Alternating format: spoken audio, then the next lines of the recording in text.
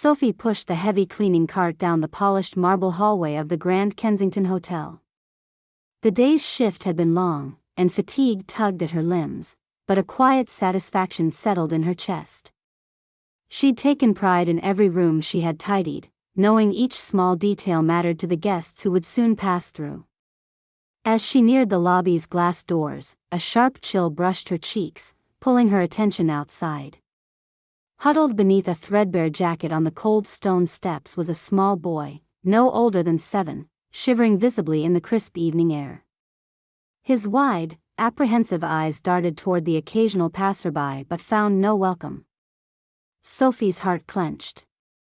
Hotel rules whispered warnings to keep outsiders at bay, but she couldn't move on. Digging through her cart, she found an extra blanket and a small sandwich she'd saved from the cafeteria. With gentle hands, she wrapped the boy snugly and offered him the food. His eyes flickered with a tentative spark of trust as he accepted her kindness. Inside, the ambience could not have been more different.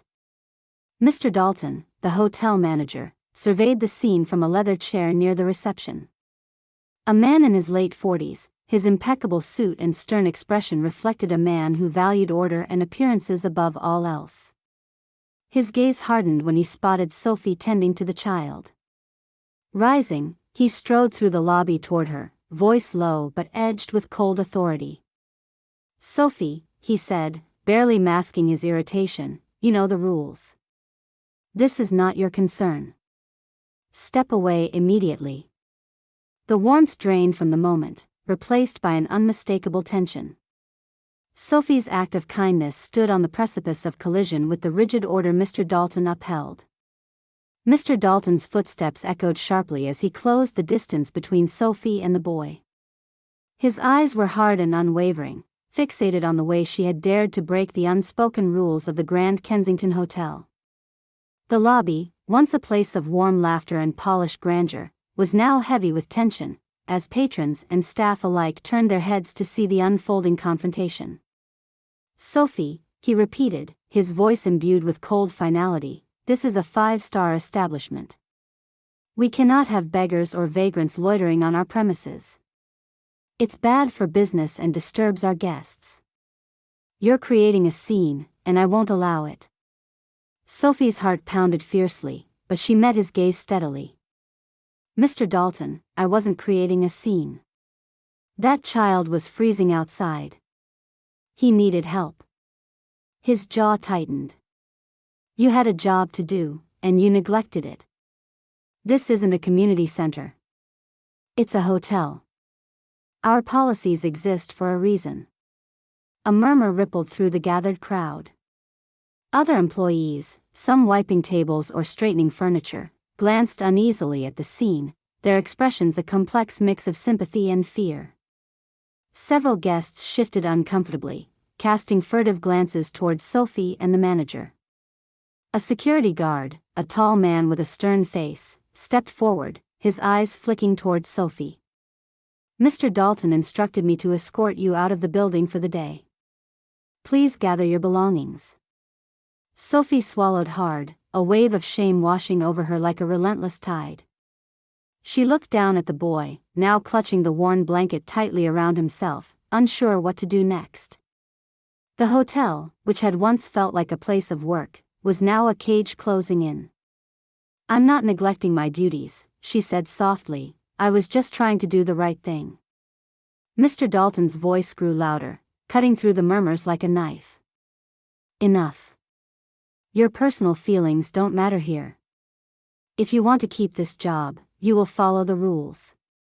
Otherwise, I will have no choice but to let you go." The harshness of his words stung deeper than Sophie expected. Her cheeks flushed, a mixture of anger and humiliation. Yet, the boy's frightened eyes and chattering teeth held her heart prisoner. She wanted to protest further, to explain, but the weight of the crowd's watchful stares pressed down relentlessly. A young maid nearby whispered to her coworker, "Poor Sophie. She didn't deserve this." "But what can she do?" her colleague replied quietly. "Mr. Dalton is in charge. No one wants to lose their job." Guests at the front desk exchanged uncertain looks. One elderly woman murmured, "Such harshness over a small kindness." Sophie gathered her cleaning supplies, her hands trembling slightly. She felt the warmth of many eyes on her, some filled with pity, others with judgment. With a heavy heart, she turned to leave, pausing only to glance longingly at the boy who still sat trembling on the steps. "I'm sorry," she whispered, tears pricking at the corners of her eyes. "You should be," Mr. Dalton replied coldly, though his own expression was unreadable.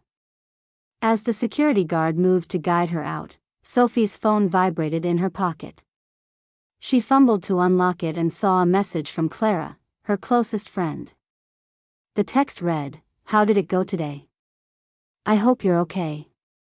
Her fingers hovered over the keypad, torn between the urge to hide away and the desire to reach out. Finally, she began to type, "It didn't go well. Mr. Dalton said I broke the rules by helping a homeless child outside the hotel. He made me leave." She paused, then added, "I don't know what to do." Minutes later, Clara's reply arrived. "That's awful. You did what was right. Don't let them make you feel small." Sophie exhaled deeply, comforted by the words but still engulfed by the crushing weight of the manager's disapproval. Her uniform, once a symbol of her dedication, felt like a shroud of invisibility that obscured who she truly was. Outside, the boy shifted under the threadbare blanket, his breath shallow and ragged. Sophie wondered how long he had been alone, whether anyone else would care enough to help him. Doubt crept in like a chilling fog. Was kindness truly a crime in this place? As she stood just beyond the hotel's grand entrance, the cold air bit into her skin, mirroring the frost that had settled between her and the towering walls inside. The voices around her faded into a dull hum, replaced by the sound of her own heartbeat and the somber chill that wrapped tightly around her chest. Guests continued to filter in and out, oblivious to the small, vulnerable figure sitting silently on the steps. Some even passed without a glance. Sophie pulled her coat tighter and debated what to do next. The injustice of being punished for compassion gnawed at her resolve. She wanted to retreat, to bury the memory of this day in silence and solitude, but her conscience would not allow it. Her eyes darted back toward Mr. Dalton, who had resumed his seat inside, speaking briskly into the phone, his expression unreadable but his posture confident and unyielding. The unfairness of his authority and the weight of the rules felt immovable, like a fortress built on fear and appearances. As the sky darkened and the hotel's grand chandeliers spilled soft gold light into the lobby, Sophie felt the walls closing in around the tiny spark of rebellion in her heart. Would the limits of her kindness be tested further? Could one small act really make a difference in a world so rigid and unforgiving? The crowd's silence pressed down, and Sophie's shadow lengthened, fading into the night. What would you do if you faced this kind of harsh demand for simply doing what you felt was right? The following morning, the Grand Kensington Hotel was already bustling with activity when Sophie quietly entered through the staff entrance. Despite the lingering sting of the previous evening's encounter, she felt a determination steadying in her chest. Clad in her simple uniform, she moved with calm purpose past the polished marble floors and into the lobby, her eyes scanning for the boy. To her relief and growing concern, he was still there, though his small frame looked even frilier in the pale morning light. The threadbare blanket was loosely wrapped, and his cheeks had flushed an unhealthy shade of red, a telltale sign that the cold had seeped deeper overnight. His lips trembled, and his breath came shallow and uneven. Sophie approached slowly, dropping to one knee so she could meet his gaze. "Hey there," she murmured softly, her voice gentle like a mother's lullaby. "It's Sophie. I'm going to help you, okay?" The boy's eyes widened briefly with recognition before darkening with a faint sheen of tears. He nodded weakly, clinging to the fabric around him. What the hotel staff and guests didn't know was that Sophie's dedication extended far beyond scrubbing floors and arranging towels. Beneath her unassuming exterior was a woman quietly pursuing a nursing certification, volunteering her free time at the community clinic. Her years of balancing hard work and study had honed not just her practical skills but a deep compassion for those in need. With steady hands, Sophie pulled a small first aid kit from her bag, her discreet companion during long shifts. She carefully checked the boy's vital signs, noting his rapid heartbeat and shallow breathing. She gently warmed his hands and gave him sips of water, preventing him from swallowing too quickly or too much. A small crowd began to gather, drawn by the scene unfolding near the hotel's entrance. Staff who had witnessed the prior night's drama exchanged uncertain glances. Some whispered among themselves, curiosity and admiration mingling in the air where before there had been only judgment. Mr. Dalton, arriving at the hotel just as Sophie administered care, noticed the growing cluster of onlookers. His eyes narrowed as he approached, eyebrows arched in disbelief and irritation. "What is going on here?" he demanded, voice booming amid the morning hustle. Sophie rose to meet his gaze, standing quietly but with confidence now rippling beneath the surface.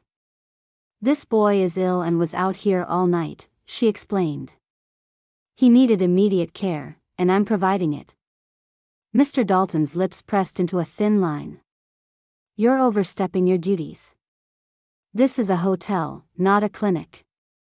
Our guests do not come here to witness this kind of disturbance." From the crowd, a guest, an elderly gentleman neatly dressed in a tailored suit, stepped forward. "If I may," he said, raising a hand gently but firmly, "I think what Miss Sophie is doing is commendable. I, for one, would rather my stay be at a place where kindness is not dismissed." Several others nodded in agreement, their faces warm with approval. The atmosphere shifted subtly. What was previously disapproval began to turn into surprise and respect. Sophie looked at Mr. Dalton calmly but firmly. "I'm not here to cause trouble. I'm here to help." The hotel staff, too, now looked at her differently. Laura, one of the front desk clerks who had previously averted her eyes during the confrontation, stepped forward quietly. "You did the right thing, Sophie. We should all be proud." Unable to maintain his domineering posture in the face of mounting support, Mr. Dalton's eyes flashed with frustration. But before he could retort, Sophie continued tending to the boy, carefully administering basic first aid she had mastered through her studies. As she worked, whispers spread throughout the hotel. "She's a nurse in training. She's been balancing classes all this time. She's more than just the cleaner." Those whispers turned to murmurs of admiration, and eyes that had once scrutinized her with disdain now held a spark of understanding. The boy, now settled and more comfortable under Sophie's attentive care, looked up at the growing crowd with a weary but hopeful smile. It was clear to all watching that this small act of compassion was transforming the scene. Mr. Dalton, confronted by the unexpected heroism of Sophie, found himself shrinking in stature amid the swelling praise. Nearby, a young bellhop whispered to a colleague, "This changes everything. She's not just some simple employee. She's extraordinary." In the lobby, guests pulled out their phones, some quietly snapping photos, others recording brief videos that captured Sophie's caring hands and the evolving moment. A young woman sitting at a nearby cafe began typing furiously on her keyboard, composing a tweet. Within minutes, the story of the cleaner turned nurse spread beyond hotel walls. Mr. Dalton glanced around, noticing the shifts taking place, comments of approval, smiles sent in Sophie's direction, and unexpected respect from the guests themselves. The walls he had built with cold authority began to crumble, leaving him exposed. As Sophie finished attending to the boy's needs, a member of the hotel's management team approached cautiously. "Is everything all right?" she asked. Sophie nodded. "He'll need medical attention soon, but he's stable for now."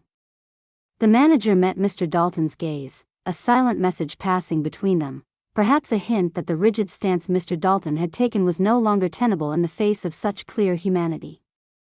Sophie stepped back, breathing in the fresh morning air, feeling the weight of the night's misery lift slightly as warmth and support grew around her.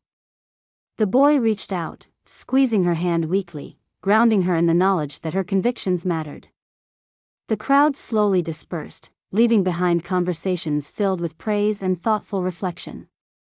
In those moments, Sophie realized that the hotel was more than a place of polished surfaces and strict rules. It was a chance for people, no matter their place, to reveal their true selves. Mr. Dalton retreated to his office, his mind racing with discomfort and reluctant respect. His usual confidence shaken, he was forced to confront an inconvenient truth. Sophie was not who he thought she was, and his assumptions had blinded him. Outside, the first rays of sun melted away the heavy night chill as Sophie aided the boy to a nearby waiting taxi arranged by a kind guest who had offered to take him to the hospital. The small act of care rippled through the hotel, reminding everybody watching that sometimes the most profound strength comes not from titles or uniforms, but from the courage to care deeply in a world that often looks the other way. The tides had shifted, and those who had judged too harshly were left to reconsider what really mattered. The day had begun with judgment and hardship, but it ended with something far more valuable: recognition, respect, and hope. Now, the question remained: how would Mr. Dalton respond to a world that no longer accepted cruelty as policy? Later that afternoon, Sophie sat in the small staff room, a humble space with worn chairs and a single window that overlooked the bustling city street beyond the hotel's grand facade. The hum of voices and distant traffic filtered in as she carefully sipped her lukewarm tea, allowing herself a brief moment of quiet. The events of the morning played softly in her mind, but when Laura, the front desk clerk, entered with a warm smile, Sophie found herself sharing more than she had initially intended. Laura pulled up a chair, settling beside her. "Sophie," she began gently, "I'm sorry I didn't know more about you before. We all saw you as just the cleaner. But today, you were so much more. Who are you, really?" Sophie hesitated a moment, her gaze falling to the delicate silver locket she wore around her neck. It had belonged to her mother, a reminder of simpler days and the promise of better ones. Then, quietly, she began. "I'm training to become a nurse," she said softly. "It's been a long journey.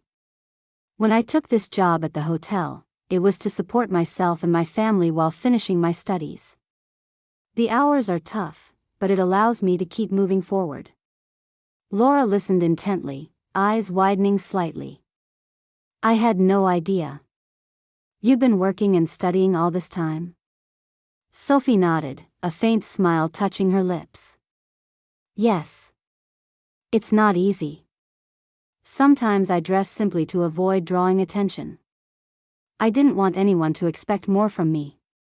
I just wanted to focus on my goals." There was a shadow behind her smile, a hint of hardship etched in the quiet resolve she carried.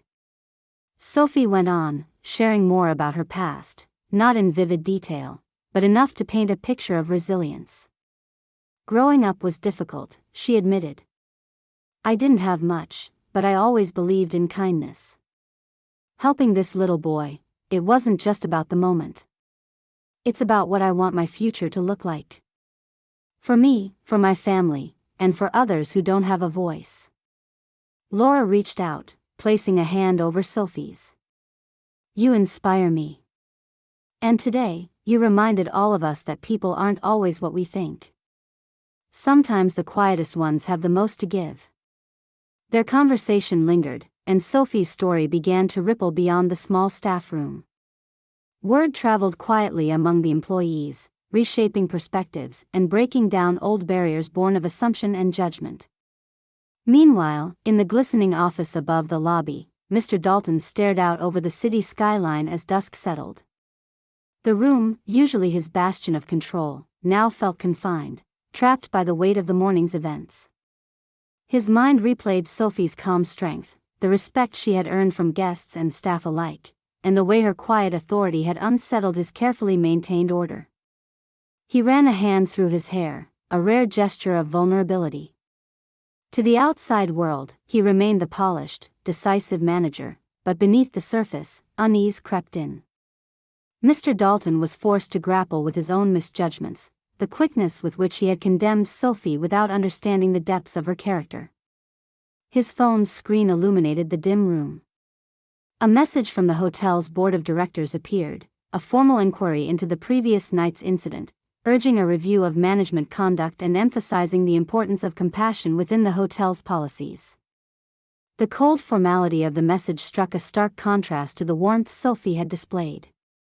Mr. Dalton knew he faced consequences, but more profoundly, he faced a personal reckoning. Later, as the evening guests dwindled and the hotel quieted, Mr. Dalton summoned Sophie to his office. The door closed behind them with a click that echoed in the silence. "Sophie," he began, voice measured but tinged with awkwardness, "I want to apologize for how I treated you yesterday. I was wrong to dismiss your actions and to punish you for helping that boy." Sophie regarded him calmly, sensing the sincerity beneath the words. "Thank you, Mr. Dalton. That means a lot." He sighed, the tension easing, though a trace of stubbornness lingered. "I've also received messages from the board. They're reviewing the situation, and I want to assure you that your care for the boy has not gone unnoticed." For a moment, the echo of pride flickered in Sophie's chest, tempered by the humility that had always defined her. "I care because it's the right thing to do. I'm grateful for the support I've found here." Mr. Dalton nodded slowly. "I underestimated you, Sophie. And I'm learning that kindness isn't a weakness but strength. Thank you for teaching me that." Word of the manager's apology and the board's involvement spread quickly, transforming Sophie's standing within the hotel. She became more than a name on a cleaning roster, she was a symbol of resilience and compassion. At home that night, Sophie sat by the window, the city's lights twinkling beneath the stars. Her thoughts drifted to the boy she had helped, to the struggles she had faced, and the quiet victories she had already won. Her simple clothes bore no hint of the remarkable woman within, a woman who had faced hardship, who had chosen perseverance, and who continued to dream of a future where kindness and respect walked hand in hand.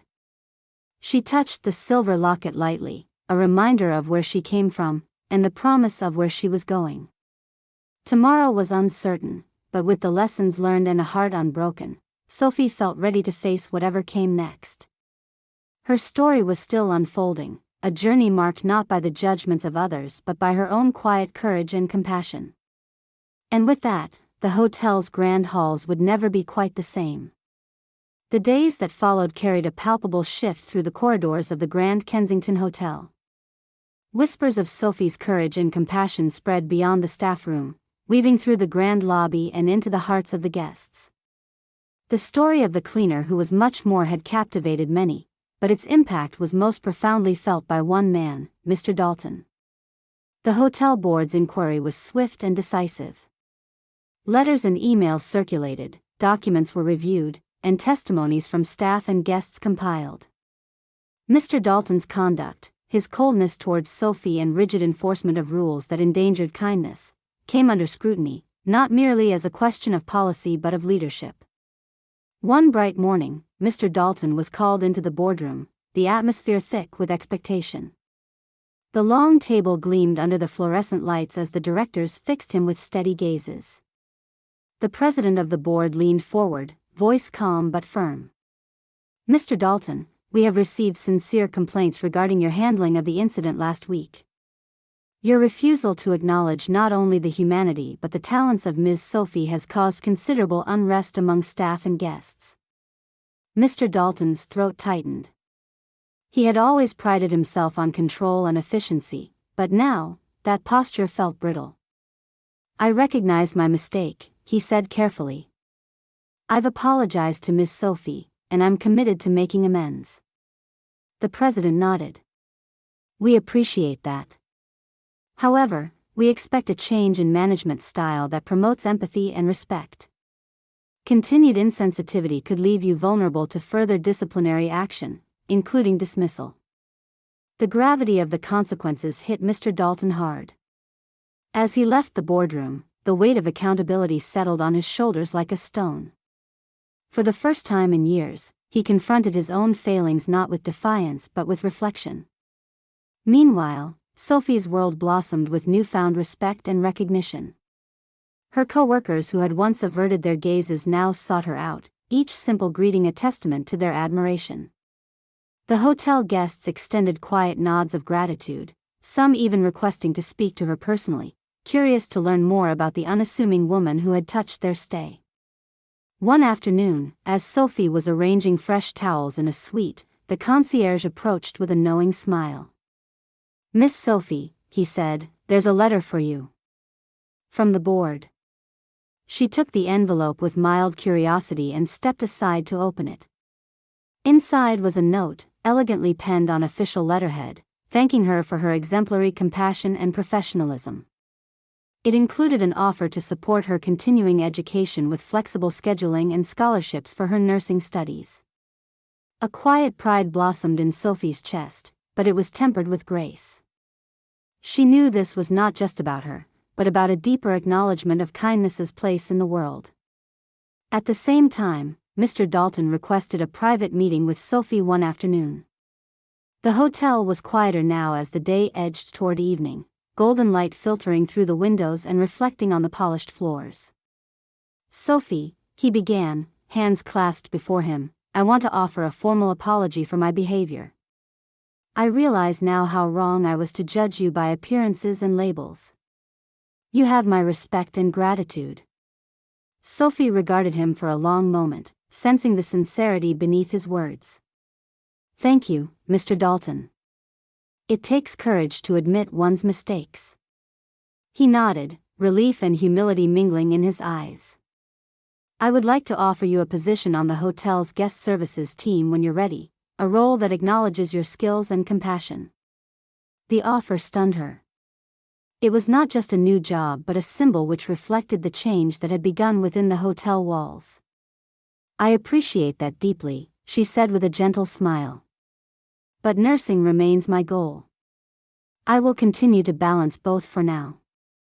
As the weeks turned to months, Sophie's presence became a quiet force that shaped the hotel's culture. Training sessions emphasized empathy. Staff were encouraged to approach their work with care and understanding. Guests noticed the warmth radiating throughout the establishment, a transformation driven by one woman's unlikely example. Sophie's humble strength had set a new tone. And Mr. Dalton, once rigid and unyielding, found himself embracing a leadership style softened by the lessons Sophie unwittingly taught him. He sought conversations rather than commands and realized that true authority lay in respect, not fear. One afternoon, as Sophie prepared to leave her shift, a familiar silhouette appeared near the entrance, the small boy she had helped weeks ago. He had been placed in a local shelter, but today, accompanied by a social worker, he returned with shy gratitude and a box of handmade thank you cards. Sophie knelt to meet him, accepting the cards with tears welling in her eyes. The boy's smile was shy but bright, a beacon of hope resulting from kindness that had refused to be denied. She glanced back inside, where Mr. Dalton stood watching quietly from a respectful distance. Their eyes met briefly, sharing an unspoken acknowledgement of growth and understanding. As night settled over the city, Sophie walked out into the cool air, her steps light and steady. The trials she had faced were no longer shackles, but the forge in which her resilience had been tempered. She paused, looking back at the illuminated hotel, its lights casting golden hues like promises kept and possibilities embraced. The story of a cleaner who became a nurse, who kindled change through compassion, was now a part of the Grand Kensington's legacy. What would you have done if you were in Sophie's shoes? Would you stand firm in kindness when the world tries to pull you away?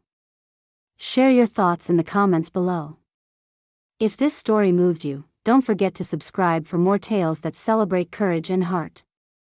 See you in our next story.